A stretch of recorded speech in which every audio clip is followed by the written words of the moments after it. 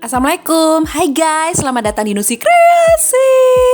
Hari ini kita bakal bahas sesuatu yang mungkin bikin lu ngerasa, wah gue banget nih.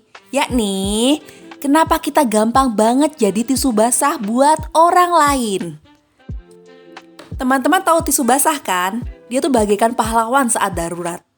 Kamu butuh tisu basah saat gak ada air buat bersihin noda, tangan lengket, bahkan bekas micin di meja makan. Tapi habis dipakai, dilempar, dibuang. Nah, tanpa sadar kita sering banget diperlakuin kayak gitu. Apalagi kalau kamu tipe orang yang pengen selalu jadi baik, selalu ada, dan gak bisa bilang enggak.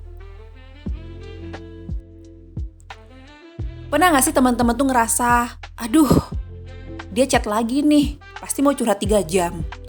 Atau ada yang ngerasa gini nih, kok aku ngerasa ini orang cuma inget aku pas butuh aja ya.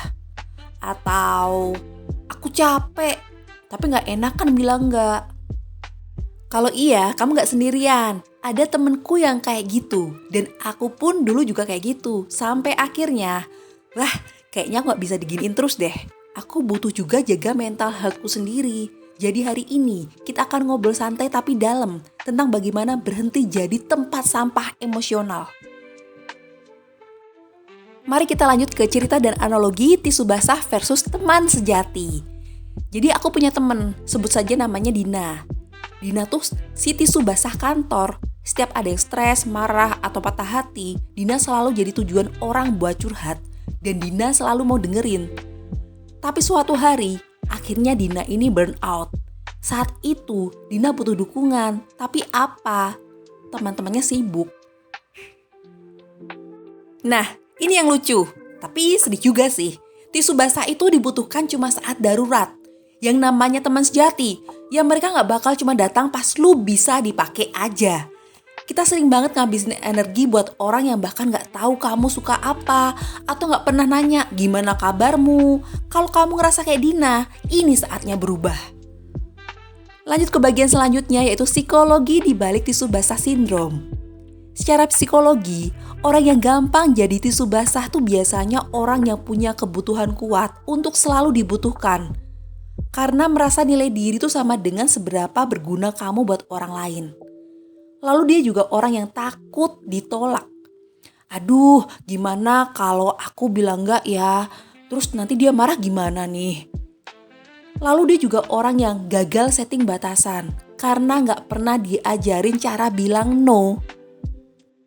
Nah, coba sekarang tes diri kamu. Kalau ada temen yang cuma datang pas butuh, apakah kamu ngerasa kesel tapi gak berani protes?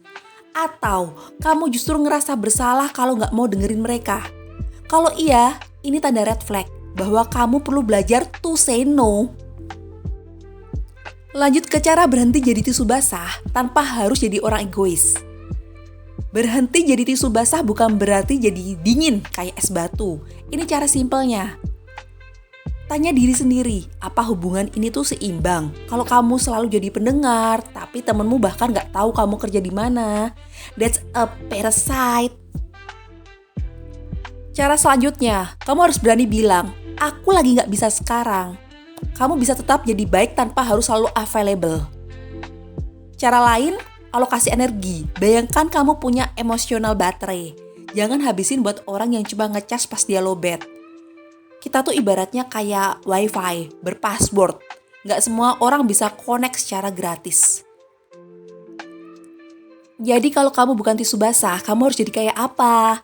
Kamu mungkin bisa jadi kayak tanaman. Iya, tanaman. Butuh disiram, butuh sinar, butuh perhatian, dan tetap bisa ngasih oksigen ke sekitar. Kamu bisa berguna buat orang lain, tapi juga butuh kepedulian dari orang lain juga. Hari ini coba deh tanya diri sendiri, aku lebih sering jadi tisu basah atau tanaman ya? Kalau jawabannya tisu, maybe it's time to grow. Terima kasih semua buat dengerin, jangan lupa self-care itu bukan egois, itu survival. Sampai jumpa di episode next. Jangan lupa subscribe, komen, sama share ya. Wassalamualaikum, terima kasih semuanya.